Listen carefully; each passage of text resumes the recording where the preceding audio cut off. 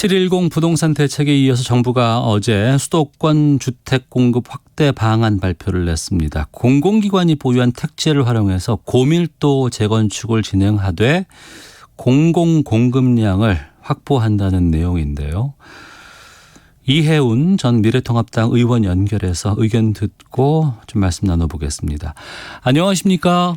예, 안녕하세요. 예. 오랜만에 인터뷰를 응해주셨는데 요즘 어떻게 지내고 계신지부터 좀 여쭤볼게요. 푹 쉬고 있습니다. 그러시군요. 네. 이 의원께서 그동안 공급 확대해야 된다 이렇게 말씀하셨던 것으로 기억이 됩니다. 네, 그랬습니다. 정부가 어제 주택 공급 확대 방안을 발표를 했는데 이건 어떻게 보셨어요? 공급 확대라고 방향을 선회한 것처럼 보여서 반갑기는 했는데요. 네. 근데 그 내용을 보면 현실성이 좀 많이 부족하지 않나 그래서 좀 아쉬웠습니다. 그래서 어제 발표한 대책으로는 집값이 일단 당분간 잡히기는 어렵지 않겠나 많이 속상했습니다. 그 속상함은 통합당 내 전반적인 반응인가요? 사실은 제가 현역 의원이 아니다 보니까 당내 인사들하고 소통은 못해서 당내 분위기는 잘 모르고 있습니다. 네. 근데 이제 대변인 논평이나 그리고 언론에 보도되는 당내 인사들의 어떻게 보면 반응, 전체의 반응이라기보다 일부 인사들의 반응을 보면 부정적인 것 같아서 제가 생각하는 것과 크게 맥이 다르지는 않다라고 생각하지만 제 생각이 당의 공식적인 입장이라고 보기는 어려울 겁니다. 하지만 맥이 크게 다르지는 않아 보입니다. 알겠습니다. 그럼 하나하나 좀 여쭤볼게요. 네. 공공기관의 참여를 전제로 해서 재건축 단지 의 기부 체납 기부 체납을 전제로 용적률을 대폭 늘리기도 했습니다. 또 층수도 50층까지 올릴 수 있도록 했다고 하는데 강남에도 해당 단지들 꽤 있을 것 같아요. 그러니까 공공 참여형 고밀도 재건축. 이게 근데 속상하다는 뜻인가요? 아니 저는 이제 이게 별로 효과가 없어 보인다는 뜻이죠.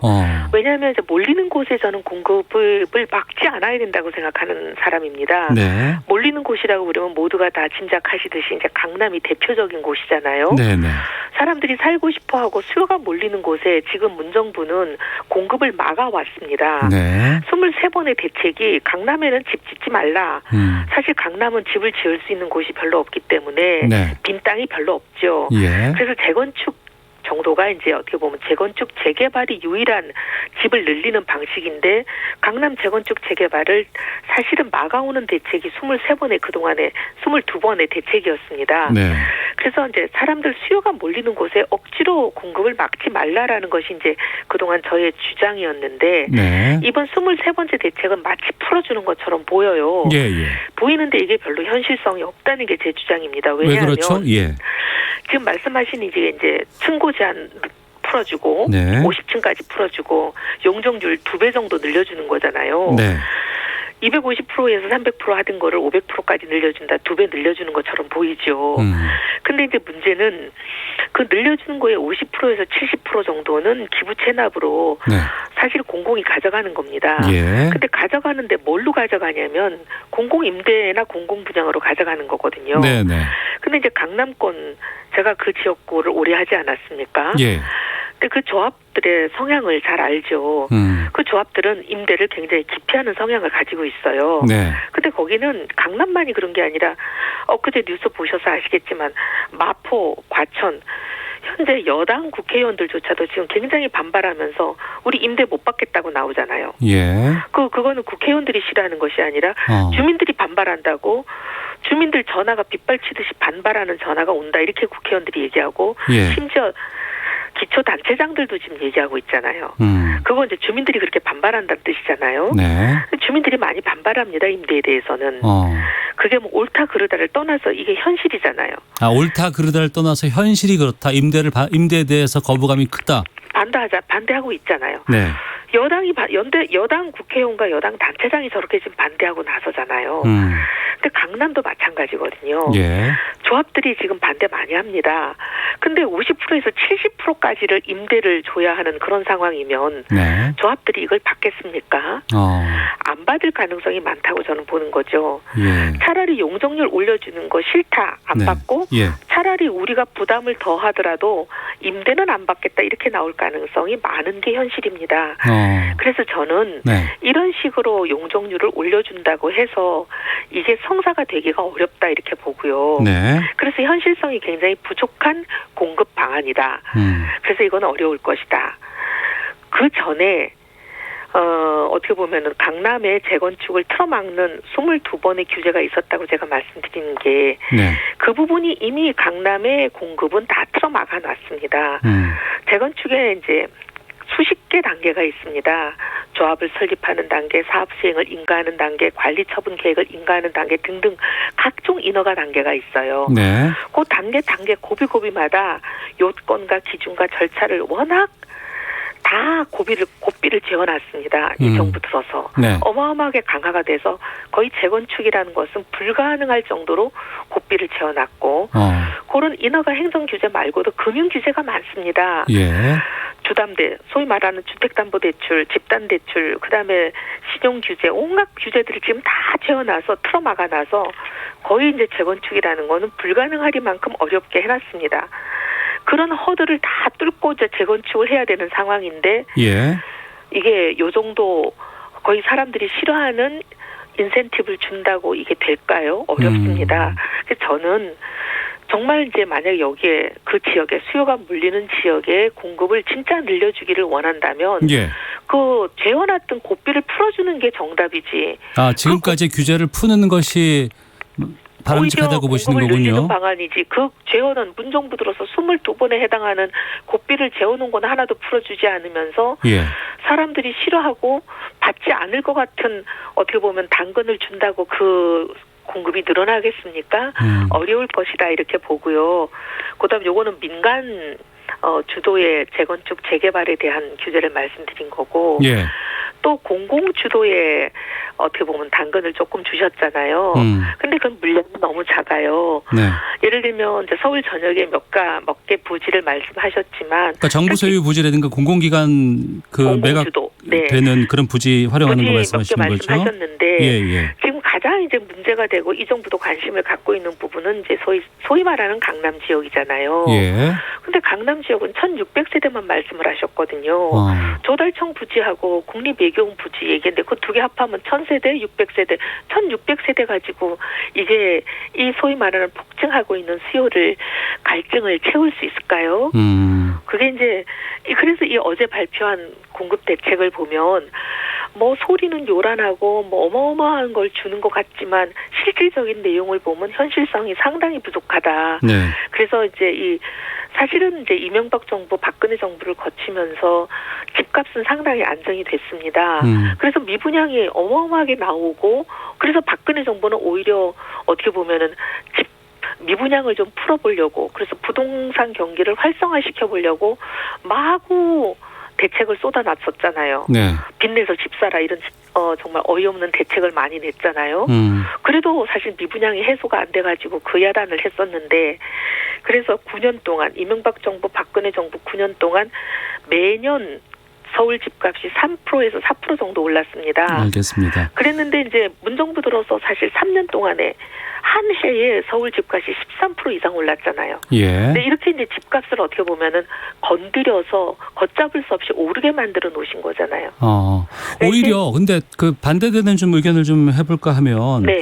뭐 경실련 쪽이라든가 이런 쪽에서는 장기 공공임대주택이 오히려 너무 적다라고 주장하는 경우도 있고.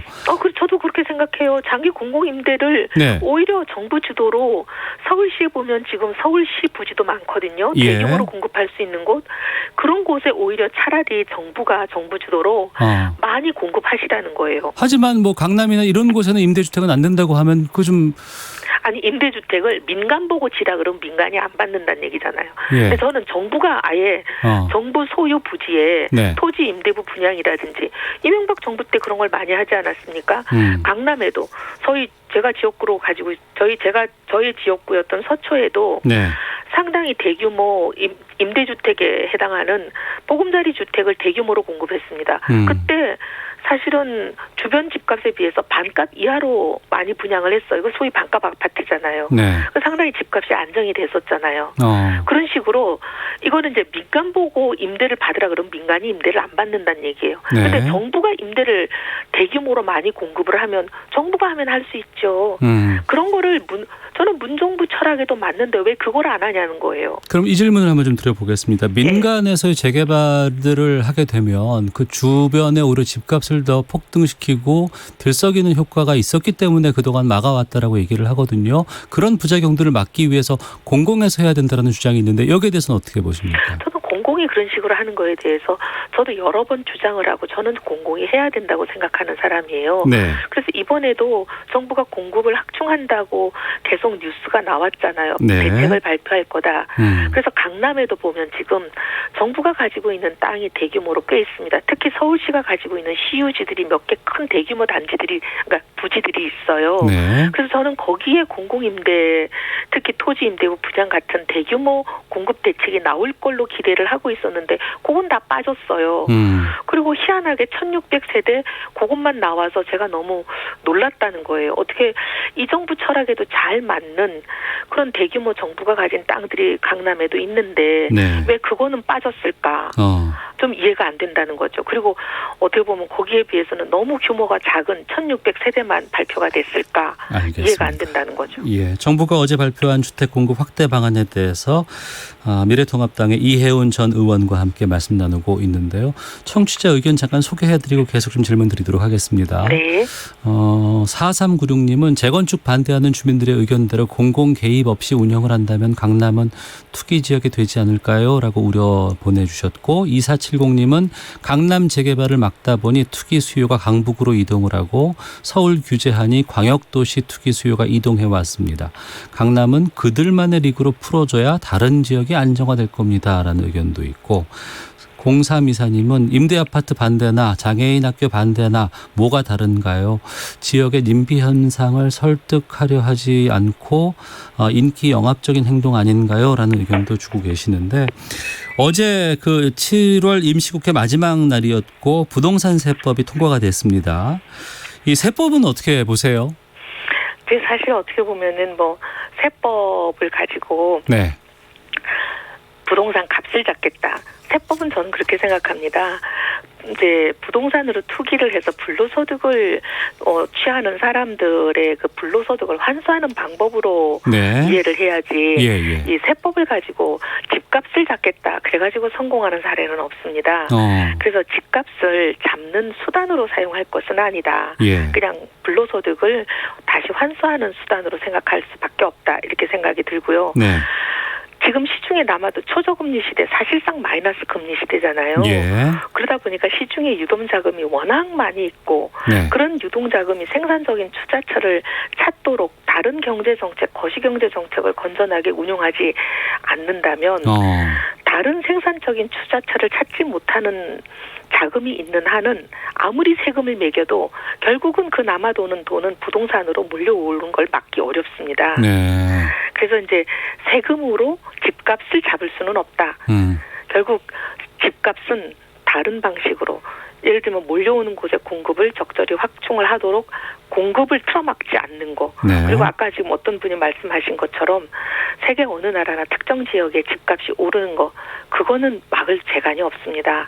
그건 그들만의 미국으로 남겨두고 부동산 정책의 목표는 서민들이 월급 모아서 살만한 집을 가질 수 있도록 정부가 그런 집을 많이 확충해주는 거기에다 목표를 둬야지 특정 지역의 집값을 잡는 데다가 부동산 정책에 목표를 두는 선진국은 없습니다. 네, 정리를 하면 공공에서 뭐 임대라든가 이런 것들을 주도적으로 공공이 갖고 있는 택지라든가 이런 것들을 개발을 해서 많은 주택들을 공급을 하고 또 민간에서 재건축이라든가 재개발하는 것에 대해서는 민간에 어떤 맡기는 것이 바람직하다라고 이해를 하면 되겠습니까? 예, 그리고 그 대신 투기하는 사람들의 그 투기 소득, 네. 불로소득은 세금 등을 통해서 확실하게 환수를 하고 그런 투기로 돈을 버는 사람들이 설 땅은 없도록 해줘야죠. 네, 알겠습니다. 행정수도 이전은 어떻게 보고 계세요? 이것도 좀 관계가 되는 것 같아서 여쭤보겠습니다. 근데 저는 행정수도 이전은 네. 주택 정책의 관점에서 다룰 문제는 아니라고 봅니다. 예. 행정수도는 국가 경쟁력 관점에서 행정수도를 분산하는 게 좋은지 행정의 기능은 클러스터를 만들어서 집중해서 국가 경쟁력을 높이는 게 좋은지 그 관점에서 결정을 하고 예. 그 대신 국가가 균형 발전, 지방과 수도권 사이에 그런 균형의 문제는 일자리 관점에서 다뤄야 된다고 봅니다. 네. 꼭 행정기관이 몰려 있어야 좋은지 아니면 행정기관은 국가 경쟁력 관점에서 어디에다 두고 그 대신 기업이든 대학이든 아니면 뭐 다른 산업이든 이런 것을 전체적으로 균형되게 배치를 해서 일자리가 수도권과 지방 간에 균형되게 나눠지는 것이 좋은지 그렇게 결정을 하고 주택정책은 그 결과 어디가 집값이 오르면 그 집값이 오르는 문제에 대해서 결과적으로 다시 배치를 하는 그런 문제로 가야지 집값을 조정하기 위해서 행정수도를 여기다 옮긴다 저기다 옮긴다 분산을 한다 그 문제는 본말이 전도된 거꾸로 된 문제라고 봅니다. 알겠습니다. 마지막으로 이혜훈 의원께서도 이 통합당 서울시장 후보로 거론이 되시더라고요. 아 그런가요? 예. 예. 서울시에서도 이 재건축 재개발 포함해서 여러 가지 정책들에 대한 주무 부처이기도 합니다. 부서이기도 합니다. 기관이기도 하고 서울시에 필요한 정책 어떤 것들을 말씀하실지 끝으로 여쭙겠습니다. 저는 서울시 경쟁력 그리고 서울의 삶의 질 동시에 이제 업그레이드가 돼야 된다고 생각을 하는데요. 이제 경쟁력 문제는 조금 접어놓고 네. 삶의 질 문제를 오늘 말씀을 드리고 싶은데 그동안 많은 발전이 있었지만 주거의 문제가 지금 갈증이 최고조에 달한 것 같습니다. 서울시 곳곳에 서울시가 소유한 대규모 부지들이 있습니다. 심지어 강남만 하더라도 그 꽤 대규모 부지가 있습니다. 어디라고 뭐 이름을 말씀드리면 또 뭐 집값이 요동을 친다고들 하니까 제가 구체적인 부지는 말씀을 안 드려도 네. 어마어마한 부지들이 몇 군데 있습니다. 그런 곳들을 통해서 토지 임대부 분양 방식도 있거든요. 토지는 서울시가 소유권을 그대로 가지고 민간에게 주지 않고 대신 건물만 지어서 건물만 분양을 하면 네. 굉장히 반값에 분양이 가능합니다. 이명박 대통령이 강남과 서초 등등에 했던 보금자리 주택이 바로 그런 방식이거든요. 예. 그렇게 싸게 대규모 주택을 공급할 수 있는 많은 방식들이 있습니다. 서울 전역에 그런 부지가 많고요. 서울시가 가지고 있는. 그래서 서민들이 좋은 주택에 값싸게 살 수 있는 많은 주택을 서울시가 공급하는 것이 저는 굉장히 지금 알겠습니다. 급한 일이라고 봅니다. 예, 여기까지 말씀 듣겠습니다. 고맙습니다. 네, 감사합니다. 예, 지금까지 미래통합당의 이혜훈 전 의원 연결해서 말씀드렸습니다. 양재국 님이 그 부분 지적하셨네요. 토지는 매매하지 않고 건물만 팔면 어떨까요? 7151님은 정부나 공공기관에서 가진 토지에 건물만 분양을 한다면 집값 잡을 수 있을 듯합니다라는 의견도 보내주셨습니다. 자, 이 시각 교통 상황 확인하고 라디오 재난정보센터의 재난 관련 소식까지 듣고 오겠습니다. 먼저 교통정보센터 김은아 리포터입니다. 네, 오늘